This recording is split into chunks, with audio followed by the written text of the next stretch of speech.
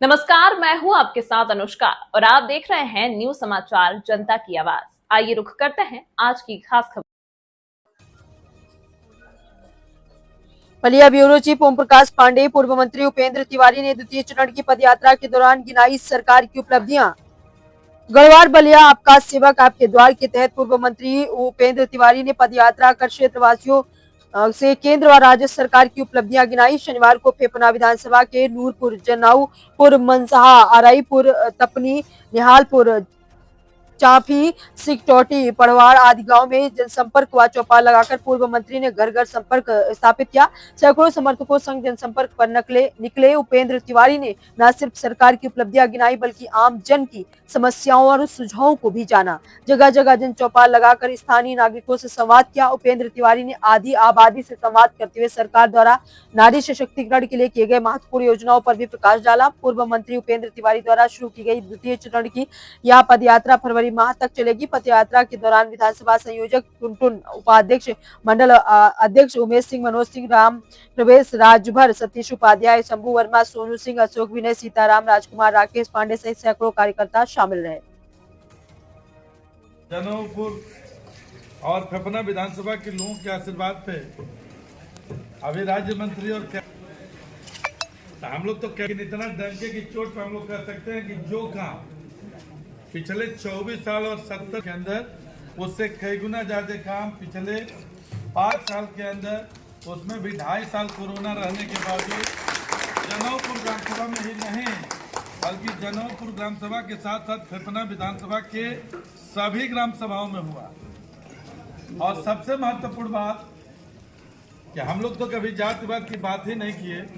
अगर जातिवाद की बात करते तो जो व्यक्ति यहाँ पे 24 साल चाहे आज का विधायक हो, आप चले जाइए तो उसके भी गांव में चाहे सड़क बनवाना हो, पुल बनवाना हो, और हर एक आदमी चलता है। जाके पूर्व मंत्री जी के ससुराल मोहन के मठिया में, जाके विधायक जी के घर मोहन के मठिया में, और वहाँ पुल बनाने से लेके सड़क बनाने का काम हमारा ही है।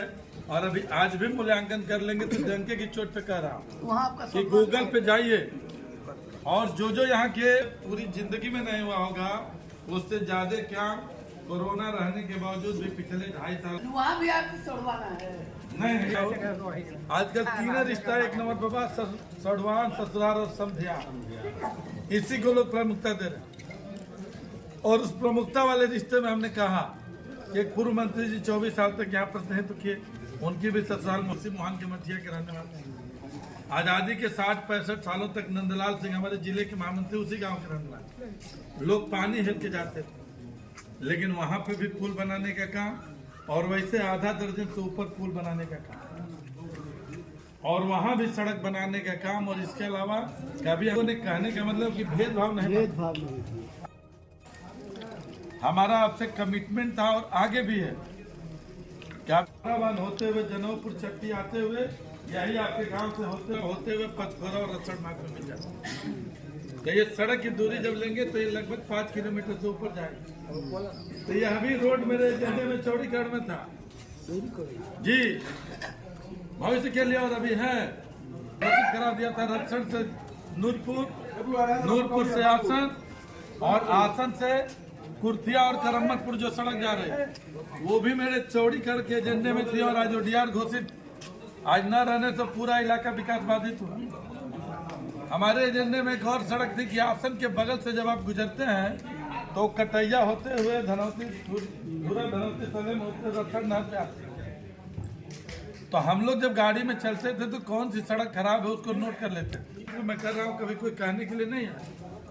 कभी मसहा के लोग सोचे भी नहीं थे कि वहां पे RCC ये पिच सड़क बन सकती।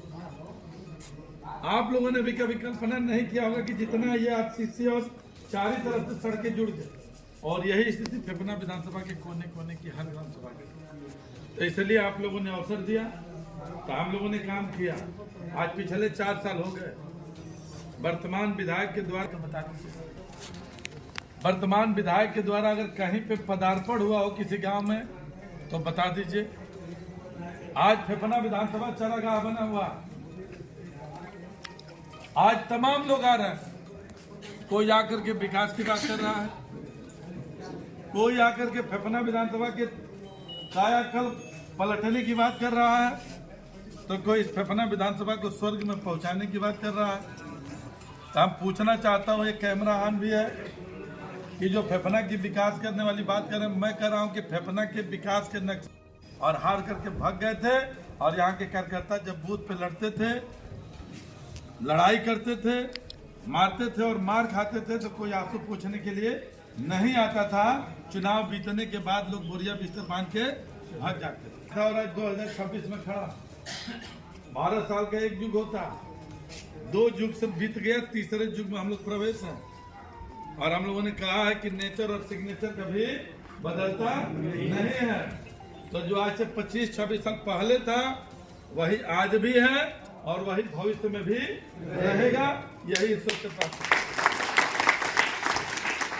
अभी बहुत कुछ किया गया है और बहुत कुछ करना बाकी है। हमने तो पिछले चुनाव में एक ही कमिटमेंट किया था फेफना के लोगों ने कि इस बार आप मौका दीजिए।